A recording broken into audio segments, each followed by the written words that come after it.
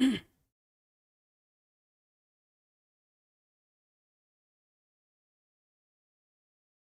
Guys, this is Suren Kumar. स्वागत है आपका अभियान आईएएस एकेडमी की अद्भुत प्रश्नोत्तरी कक्षा और एमसीक्यू के महायुद्ध में।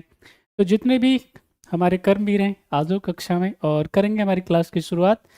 आज की कक्षा में हम लोग डिटेल में डिस्कस करने वाले हैं हर एक इम्पोर्टेंट क्वेश्चन जो बन सकता है सिटीजनशिप पे, नागरिकता पे, जो भी सवाल बनेगा उसका सफाया करने वाले हैं। हर एक क्वेश्चन को, चाहे छोटे से छोटा क्वेश्चन हो, बड़े से बड़ा क्वेश्चन हो, कोई फैक्ट हो, कोई कंसेप्ट हो, सबको इधर पढ़ने वाले हैं। तो सारे बच्चे जल्दी से आ जाइए और फिर हम करते हैं हमारी क्लास की धुआंधार शुरुआत। स्वागत है आप सबका भाई, अंकुश, प्रियंका, वर्णिका, याचिका जी और कमलजीत जी, मधु, तानिया, सबका स्वागत है भाई। मेरी आवाज़ आ रही है आप सबको? थोड़ा आज जो है आप मुझे करेंगे माफ़। तो माफ़ इसलिए करेंगे कि स्पीड हो नहीं पाएगी आज ना। पता नहीं, मुझे लगता है कि कोई छाला हो गया है या कुछ गले में कुछ गड़बड़ है। आवाज़ नहीं निकल रही है ना, तो इट्स लिटिल बिट पेनिंग। चलो, मेरी आवाज़ आ रही है आपको? थोड़ा जल्दी से आंसर कर दीजिए आप।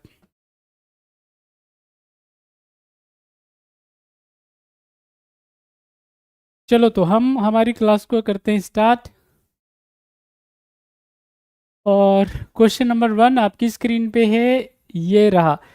सारे बच्चे एक तो विशेष ध्यान रखें ना, लास्ट तक क्लास में रहा करो। जो भी बच्चे कक्षा में आते हैं, जैसे जिनको क्लास नहीं करनी होती है वो मत आया करो, तो जो बाकी में पढ़ने के लिए आते हैं तो लास्ट तक रहा करो, है ना। स्टार्टिंग में आपको पता है ना स्टार्टिंग में हल्के क्वेश्चंस होते हैं, सिंपल क्वेश्चंस होते हैं, और धीरे धीरे क्वेश्चंस का लेवल बढ़ाया जाता है। ओके, और आप भाग लेते हो, है ना, ये तरीका होता है। खैर, नेक्स्ट क्वेश्चन, क्वेश्चन नंबर 1 आपकी स्क्रीन पे। चलिए आंसर करिए सारे बच्चे, जल्दी जल्दी जवाब देंगे, बताएं क्या है सही answer.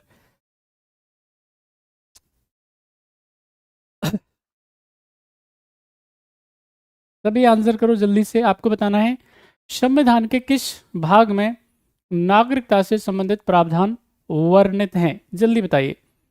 In which part of the constitution are the provisions related to citizenship are described. क्या है सही आंसर? सारे बच्चे जल्दी से आंसर करिए। चलिए, सबने जो आंसर दे दिया है बहुत ही बढ़िया है। इसका मतलब काफ़ी बढ़िया तरीके से आप पढ़ाई कर रहे हैं ना।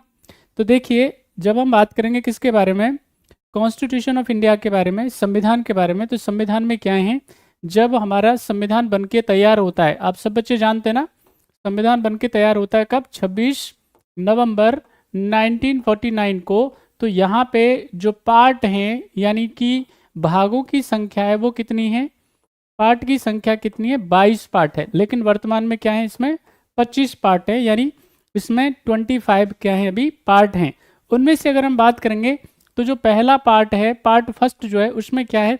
यूनियन और इट्स टेरिटरी, साथ ही साथ में स्टेट, यूटी, ये सब इसके अंदर है।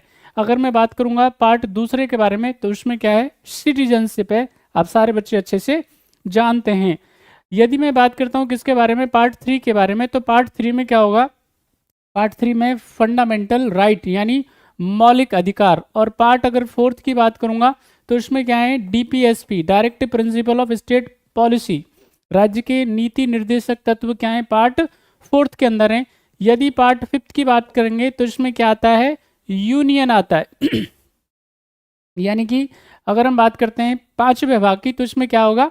यूनियन। यूनियन मतलब पार्लियामेंट की बात की जाएगी, सीएजी की बात करी जाएगी, एजी की बात की जाएगी, यानी अटॉर्नी जनरल ऑफ इंडिया की बात करी जाएगी। ठीक है, तमाम इन चीज़ों की बात करी जाएगी, यानी यूनियन गवर्नमेंट के अलावा हर चीज़, यानी इसमें प्रेसिडेंट की भी बात करी जाएगी। यदि हम बात करते हैं किसके बारे में, पार्ट 6 के बारे में, तो पार्ट 6 में हम क्या पढ़ने वाले हैं? पार्ट 6 के बारे में हम लोग डिटेल में पढ़ते हैं स्टेट्स को। तो इस तरह से ये क्या है? पार्ट्स में डिवाइडेड है। एक एक बच्चे को पार्ट रटे होने चाहिए। पूरे 22 के 22 पार्ट, एक से लेकर के 25, सॉरी, है ना, 22 पहले वाले, और अभी क्या है, 3 और ऐड हो गए। तो हर एक बच्चे को ये पार्ट रटे होने चाहिए, अगर उनको पॉलिटी में अच्छे मार्क्स चाहिए तो। कोई किसी प्रकार की गलती कोताही नहीं होनी चाहिए। ठीक है भाई, तो यहाँ पे जब हम बात करेंगे किसके बारे में, नागरिकता के बारे में, सिटीजनशिप के बारे में बात करेंगे, तो सिटीजनशिप जो है वो संविधान के भाग 2 में वर्णित है। बात समझ में आई? यहाँ पे आर्टिकल 5 से लेकर के, अनुच्छेद 5 से लेकर के 11 में क्या है, नागरिकता के बारे में बताया गया है, सिटीजनशिप के बारे में बताया गया कि कौन नागरिक होगा, कौन नागरिक नहीं होगा, किसको नागरिकता मिलेगी, किसको नागरिकता नहीं मिलेगी। तो अच्छे से इसको याद कर लीजिएगा। नेक्स्ट क्वेश्चन का आंसर करिए, फटाफट फटाफट बताएं सारे बच्चे। क्वेश्चन नंबर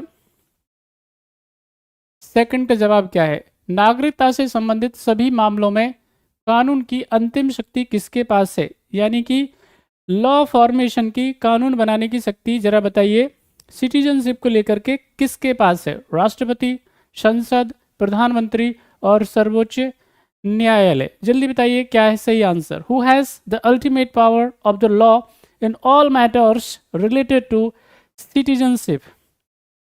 जय श्री राम निखिल, जय जय श्री राम, स्वागत है सर आपका। चलिए जल्दी आंसर करिए सारे बच्चे, सभी महारथी आंसर करिए। क्वेश्चन आपकी स्क्रीन पे है।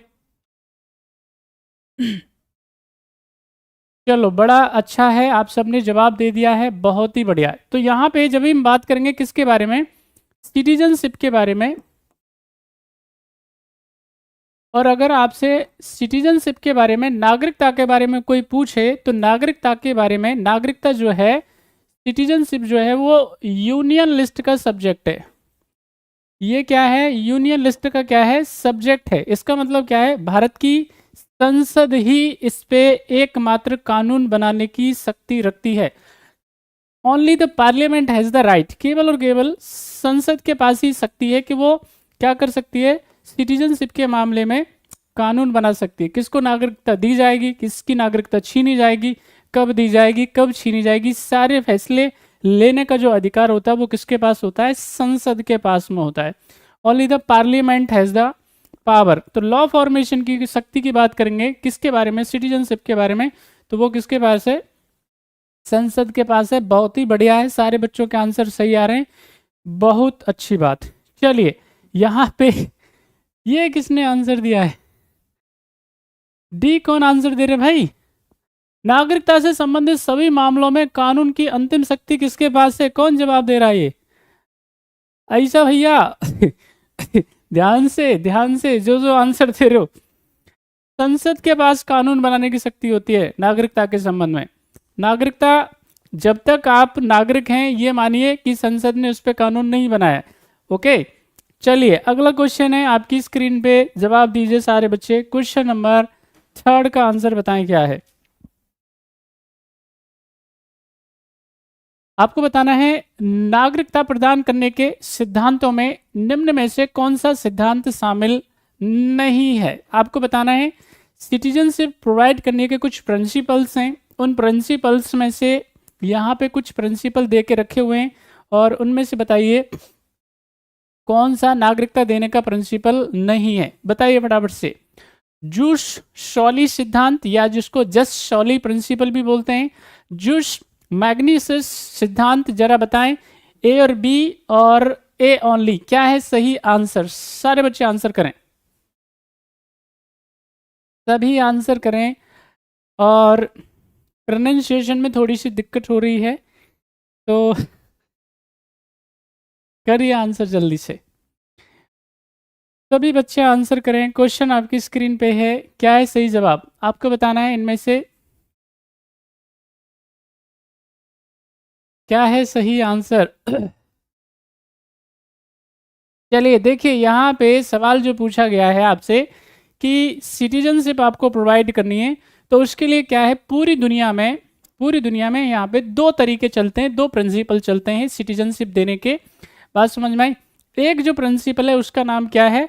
जूस शॉली प्रिंसिपल सिद्धांत। यानी इसका मतलब क्या होता है, यहाँ पे इसका मतलब होता है by birth citizenship right. By birth, यहाँ पे अगर हम बात करेंगे सिटीजनशिप के बारे में, बाई बर्थ सिटीजनशिप है ना, तो ये प्रिंसिपल की बात की जाती है। इसके अलावा यहाँ पे बात की जाती है ये नस्ल के आधार पे, समझ में आई, उसकी नस्ल के आधार पे। तो नस्ल का आधार मतलब आप जानते हैं, जैसे कि यहाँ पे जैसे जर्मनी की बात कर लीजिए, तुर्की की बात कर लीजिए, है ना, यहाँ पे ये सब क्या है, जैसे आपने अंग्रेजों के बारे में सुना होगा, नस्ल भेदी इस तरह का रहता था, डिस्क्रिमिनेटिंग, है ना। हम भी भारत के हैं, हम भी फला फला ब्लड से बिलोंग करते हैं, तो हम इनको क्या करेंगे, यहाँ पे आने की परमिशन देंगे। तो इस पे तो हमने क्या किया गया है, जो शॉली प्रिंसिपल को फॉलो किया है, हमारे यहाँ पे जन्म संबंधी नागरिकता हमारे यहाँ पे दी जाती है, ठीक है कि नहीं, जन्म के आधार पे दी जाती है। लेकिन यहाँ पे कई दुनिया के देश ऐसे हैं जहाँ पे जो सैंगुनिसिस प्रिंसिपल होता है उसके आधार पे भी नागरिकता दी जाती है। तो दोनों ही सिद्धांत हैं नागरिकता देने के, लेकिन भारत में कौन सा है आपको पता होना चाहिए अच्छे से, जूस शॉली प्रिंसिपल यहाँ पे हमारे यहाँ पे नागरिकता देने का फॉलो किया जाता है। तो राइट आंसर इसका है डी, लेकिन प्रिंसिपल दोनों ही है। और भारत में कौन सा है अच्छे से याद होना चाहिए, जूस शॉली प्रिंसिपल।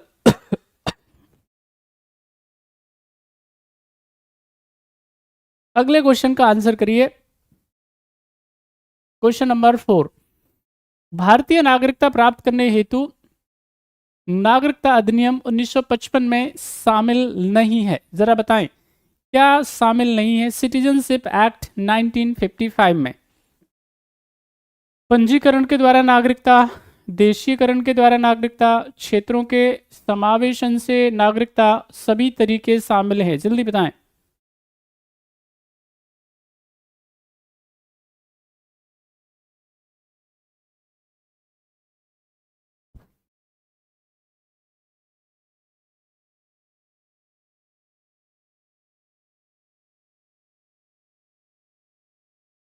बहुत बढ़िया, शाबाश।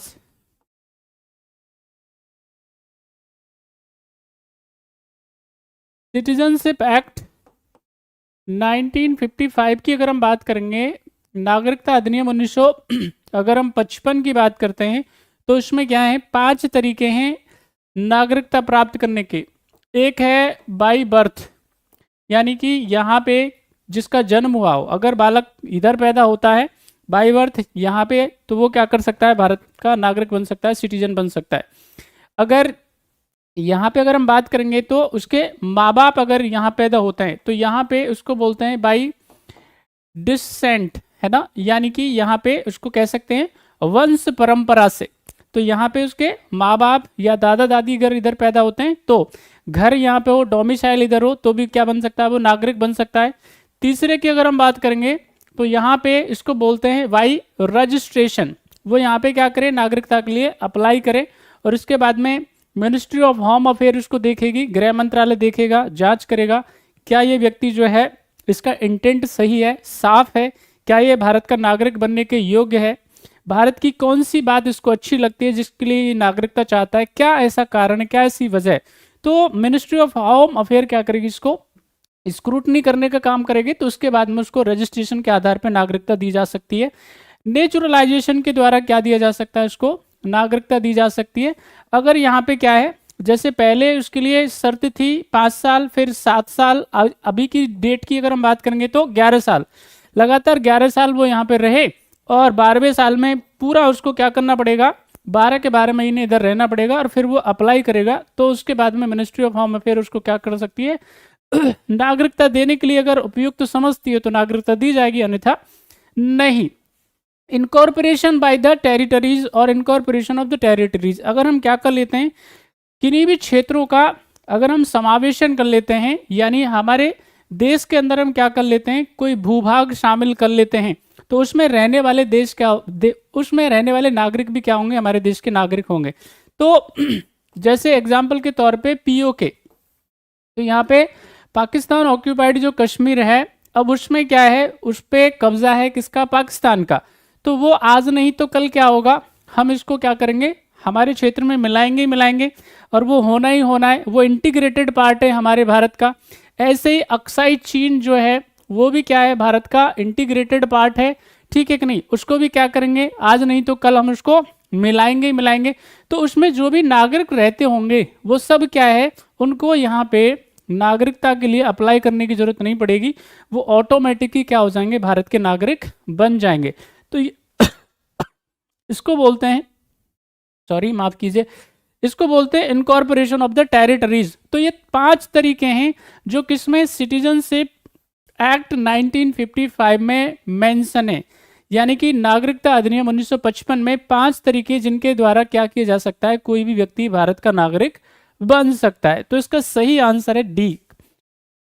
क्वेश्चन आपकी स्क्रीन पे क्वेश्चन नंबर 5। क्वेश्चन नंबर 5 का आंसर करिए सारे बच्चे। क्या है सही जवाब, आपको बताना है निम्न में से कौन जन्म से भारतीय नागरिकता हासिल नहीं कर सकता। सारे बच्चे आंसर करिए जल्दी से।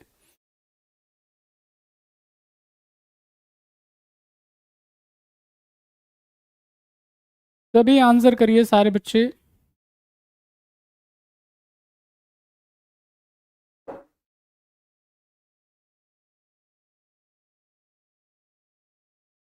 क्वेश्चन है which of the following can not acquire Indian citizenship by the birth. सभी आंसर करो भाई, जो भी महारती कक्षा में, और बिना आंसर के कोई बैठा ना रहे, बिना आंसर के काम नहीं चलेगा भाई, है ना, इसलिए आंसर जरूर करते रहें। फटाफट से बताइए, आपको बताना है which of the following can not acquire Indian citizenship by birth, किसको जन्म से नागरिकता नहीं मिलेगी, बताइए जल्दी से।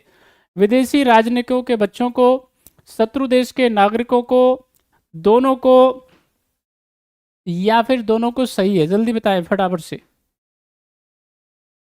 जो भी बच्चे कक्षा में हैं, चाहे उनका आंसर सही है या गलत, ट्राई कीजिए, दिमाग लगाइए, इंटेलिजेंस का इस्तेमाल करिए और आंसर जरूर करना है सारे बच्चों को। ओके चलिए बढ़िया है, जिन जिन बच्चों ने जवाब दे दिया। देखिए यहां पे जब हम बात करेंगे तो कोई भी अगर मान लेते हैं क्या है, कोई फॉरेन डिप्लोमेट है तो उसके बच्चों को क्या नहीं मिलेगी, यहाँ पे बाय बर्थ सिटीजनशिप नहीं मिलेगी, है कि नहीं। यहाँ पे क्योंकि वो डिप्लोमेट रहेंगे, रात दिन रहेंगे, तो उसके परिवार वाले भी तो रहेंगे, तो यहाँ पे बच्चा पैदा हो सकता है, इसका मतलब ये थोड़ा ना वो भारत का नागरिक हो जाएगा, तो उसको क्या नहीं मिलेगी, यहाँ पे सिटीजनशिप नहीं मिलेगी, है ना। इसके अलावा अगर कोई भी नागरिक जो है, अगर वो हमारे शत्रु देश से मिल जाता है, ठीक है कि नहीं, तो उसको भी क्या नहीं मिलेगी, यहाँ पे नागरिकता नहीं मिलेगी। तो दोनों सही है, ठीक है कि नहीं। इनको बाई बर्थ क्या नहीं मिलेगी, बाई बर्थ इनको सिटीजनशिप नहीं मिलेगी, जन्म से इनको क्या नहीं मिलेगा, नागरिकता नहीं मिलेगा। ओके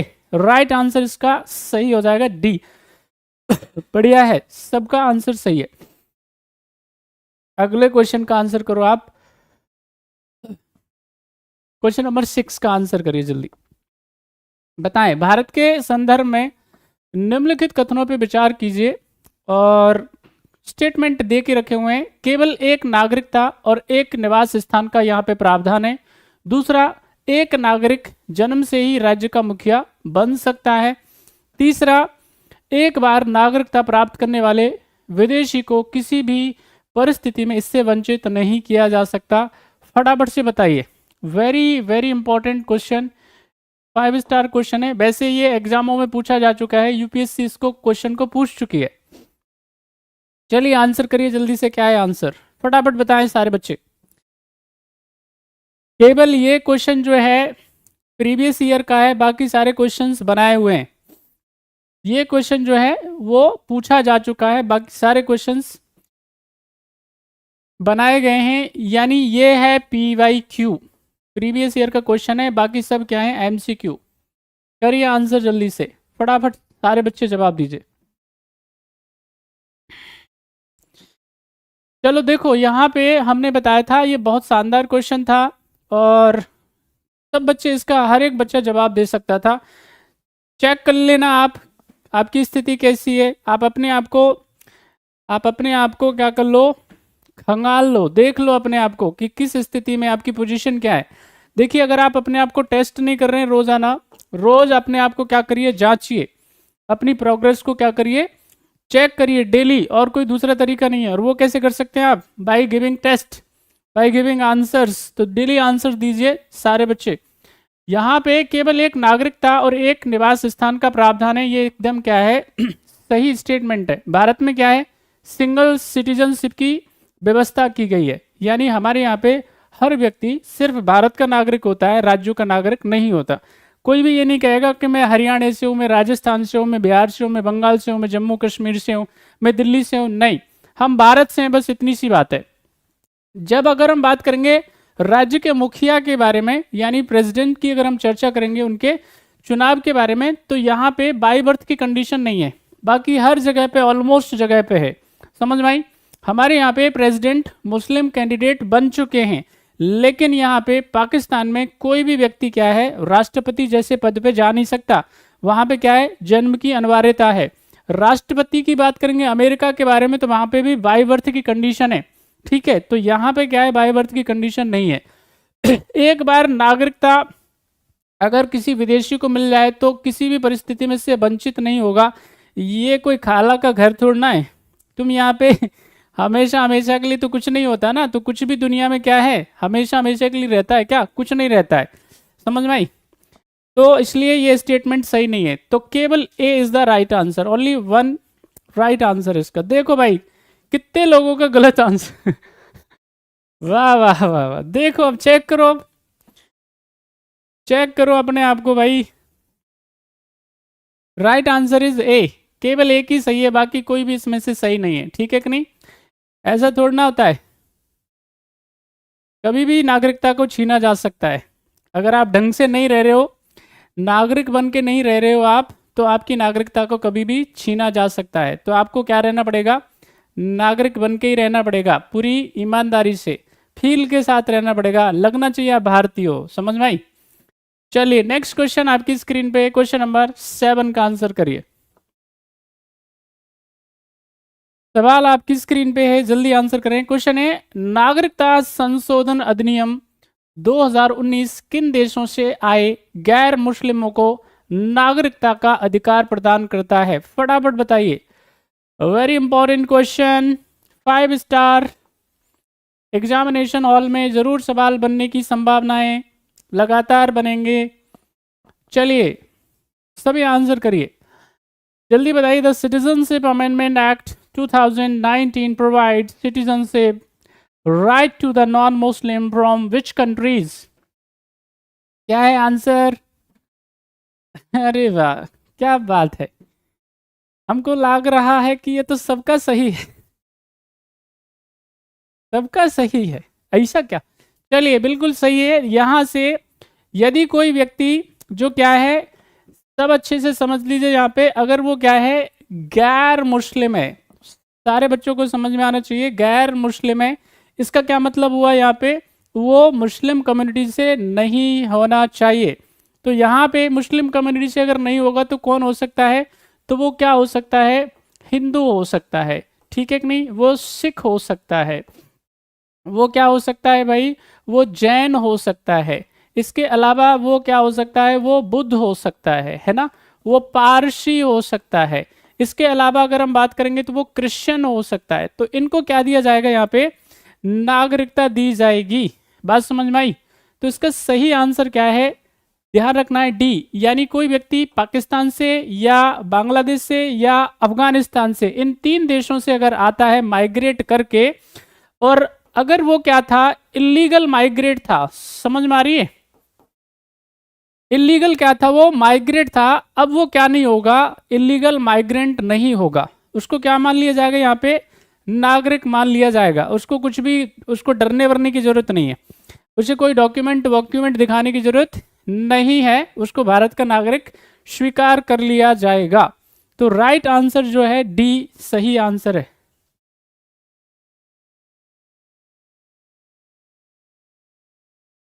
आप सही लग रहा है गुरुदेव। अरे अरे भैया देखो, ऐसा तुम किसी और को ढूंढो भाई। और निखिल साहब, आपको आपके इंटरेस्ट मुझे कुछ ठीक नहीं लग रहे। Right answer is D.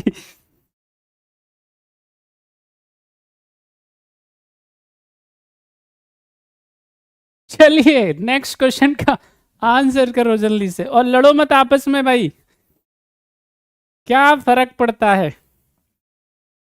लग रहा है, लग रही है, कोई दिक्कत नहीं है। सब ठीक है। ओके, मस्त रहा करो तुम लोग। चलिए चलिए, शब्दों पे ना जाएं, भाव पे जाएं, भाव पे। Always always lie on feel ना। भावनाएं ज्यादा मायने रखती हैं, शब्दों का ज्यादा कुछ फर्क वर्क नहीं पड़ता है। अगर भावनाएं पवित्र हैं तो सब सही है, भावनाएं सही नहीं है तो सब बेकार है। चलिए आंसर करो जल्दी से, सभी बच्चे आंसर करो जल्दी से। क्वेश्चन आपकी स्क्रीन पे है, क्वेश्चन नंबर 8। थोड़ा फास्ट आंसर करो भाई।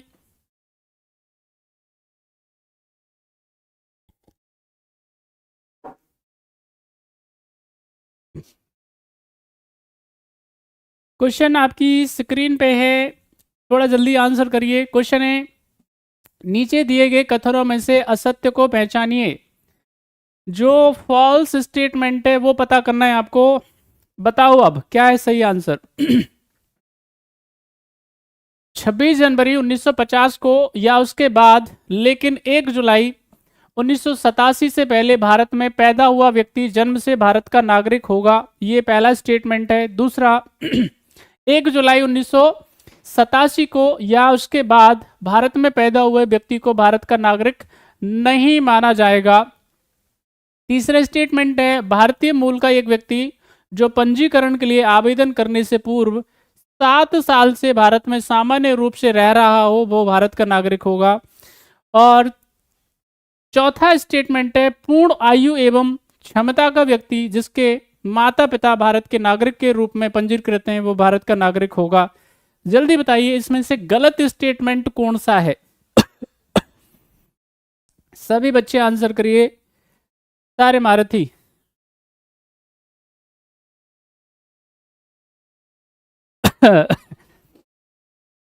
चलो भैया, बढ़िया है बढ़िया है बढ़िया है, मक्खन लगाते रहो, जिसको जो लगाने लगाओ।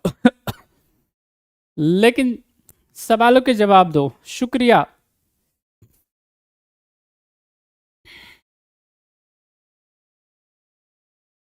चलो आपको गलत जवाब देखना है, इसमें कौन सा है, फॉल्स स्टेटमेंट पता करना है।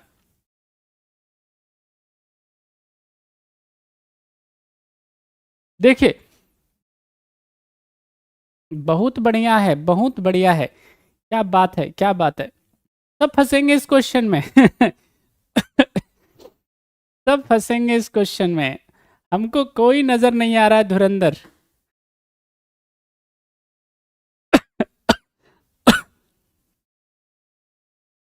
सब फंसेंगे इसमें, हर कोई बच्चा फंसेगा इस क्वेश्चन में।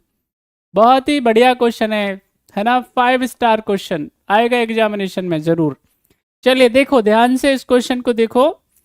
अब यहाँ पे जैसे फैक्चुअल क्वेश्चन होता है ना उसमें आप फंस जाते हो, और अगर कंसेप्चुअल क्वेश्चन होता है तो फिर वो आप आराम से उसका जवाब दे सकते हो ना।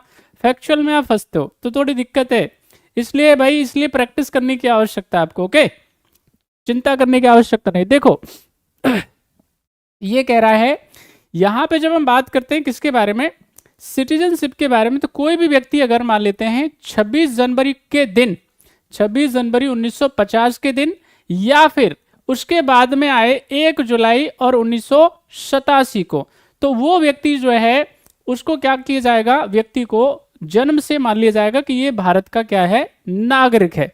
अब इसके बाद में अगर मान लेते हैं वो क्या करता है, 1 जुलाई 1987 के बाद में अगर मान लेते हैं यहाँ पे वो भारत का नागरिक उसको कब मानेंगे, जब उसके माँ बाप में से, माता पिता में से कोई एक भारत का नागरिक रजिस्टर्ड होगा।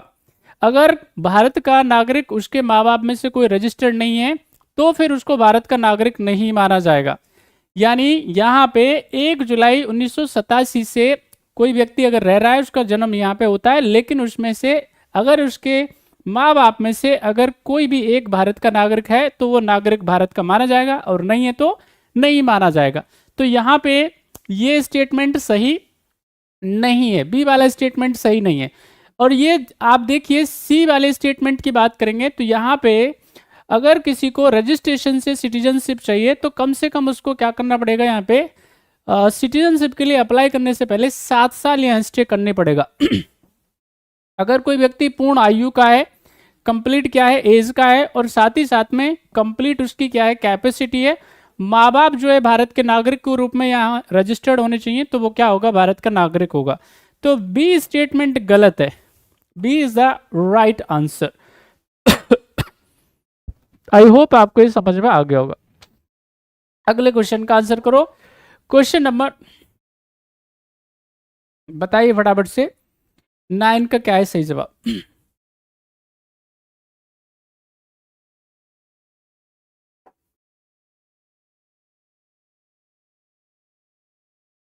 सभी आंसर करें। How many times has the right to citizenship been modified और अमेंडेड बाय टेरिटोरियल इनकॉर्पोरेशन? जरा बताएं क्या है सही आंसर। प्रादेशिक निगमन द्वारा नागरिकता के अधिकार को कितनी बार संशोधित किया जा चुका है? सभी बच्चे बताएं। हमने आपको बताया था कोई भी व्यक्ति भारत का नागरिक बन सकता है, उसमें 5 तरीके बताए थे जो कि सिटीजनशिप एक्ट 1955 के अंदर मेंशन है। उनमें से एक है by incorporation of the territories, यानी कि क्षेत्रों के निगमन के द्वारा या उनके प्रादेशिक निगमन के द्वारा या क्षेत्रों को भारत में मिलाए जाने के द्वारा। तो अब जरा बताइए उनको उसको कितनी बारी अमेंड किया जा चुका है? सारे बच्चे आंसर करिए। चलिए देखिए यहाँ पे जब हम बात करेंगे किसके बारे में, अमेंडमेंट के बारे में, तो इसमें अमेंडमेंट जो हो रहा है वो आप देखेंगे 1986 में होगा, ये आप देखेंगे इसमें 2003 में होगा, फिर 2005 में होगा, फिर आप देखेंगे कि इसमें 2015 को बहुत ये इंपॉर्टेंट है। यहाँ पे क्या होगा, ओसीआई कार्ड भारत सरकार इशू करती है। सिटीजन ऑफ इंडियन ओरिजिन जो है, ओसीआई कार्ड जो है इशू किया जाता है किसके लिए, सिटीजनशिप के लिए। तो ये 2015 वाला बहुत ही इंपॉर्टेंट है, खास है। और बचा आपके पास में एक 19 वाला, माफ कीजिए भाई आज गड़बड़ हो रहा है। तो कितना हो गया, 1 2 3 4 और ये 5। और एक और डेट रह गई भाई, इसमें कौन सी डेट रह गई है, 1 2, हाँ इधर रह गया है आपके पास में भाई। एक और डेट रह गई कोई, तो राइट आंसर क्या है, 81। हाँ बिल्कुल सही है। राइट आंसर भाई 1992 वाला रह गया। तो 6 बारी क्या हो चुका है, ये अमेंड हो चुका है। माफ करें भाई आज के लिए। नेक्स्ट क्वेश्चन आपकी स्क्रीन पे है, क्वेश्चन नंबर 10। जल्दी आंसर करें।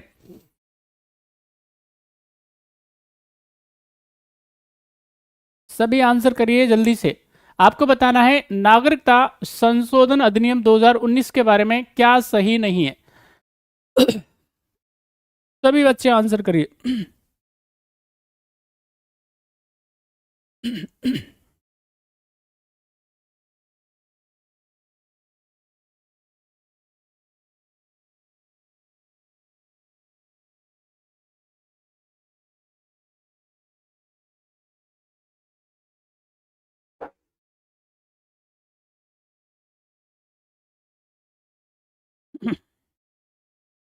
क्वेश्चन है नागरिकता संशोधन अधिनियम 2019 के बारे में बताना है क्या सही है इसके बारे में। अच्छा सही नहीं है बताना है। यह 11 दिसंबर 2019 को संसद से पास हुआ। दूसरा है 31 दिसंबर 2014 से पहले पाकिस्तान से भारत में प्रवेश करने वाले सभी गैर मुस्लिम भारत के नागरिक होंगे। तीसरा स्टेटमेंट है इस अधिनियम के सभी प्रावधान संपूर्ण देश में लागू हैं। और डी स्टेटमेंट है यह हिंदू बौद्ध जैन पारसी सिख ईसाई धर्म के लोगों को नागरिकता देने का कानून है। क्या है सही आंसर? क्या बात है, बहुत बढ़िया, नाइस, सबका आंसर सही है। I am very happy. ठीक है ना भाई। तो यहाँ पे क्या है, इसको सिटीजनशिप अमेंडमेंट एक्ट 2000, अगर मैं 19 की बात करूंगा तो उसको 11 दिसंबर और 2019 को क्या किया जाता है, संसद के दोनों सदनों से परमिशन मिल जाती है और अगले ही दिन उसको राष्ट्रपति महोदय भी अपनी परमिशन दे देते हैं। यानी अपनी असेंट दे देते हैं। यहाँ पे आप देखेंगे कि जितने भी लोग जो कि 31 दिसंबर 2014 से पहले जो गैर मुस्लिम हैं और वो अगर मान लेते हैं पाकिस्तान से, बांग्लादेश से और अफगानिस्तान से आए हैं माइग्रेट करके, इलीगल माइग्रेट हैं, तो भी वो भारत के नागरिक होंगे। अभी तक ये क्या है अभी तक इस कानून को लागू नहीं किया गया है किसी भी यहाँ पे राज्य में, क्योंकि असम में इसका विरोध हो रहा है, पश्चिम बंगाल में इसका विरोध हो रहा है और कई पार्टियां इसका क्या कर रही हैं, विरोध कर रही हैं। तो इसका आंसर क्या हो जाएगा? सी इज द राइट आंसर। तो भाई आज के लिए माफी करेंगे, आज 10 वेरी इंपॉर्टेंट क्वेश्चन है, प्लीज जाकर के देख लीजिएगा। कोई बात ना समझ में आई हो आप पूछ सकते हैं। अपना ख्याल रखिए, अपनों का ख्याल रखिए, पढ़ाई जरूर करते रहिए। जय हिंद।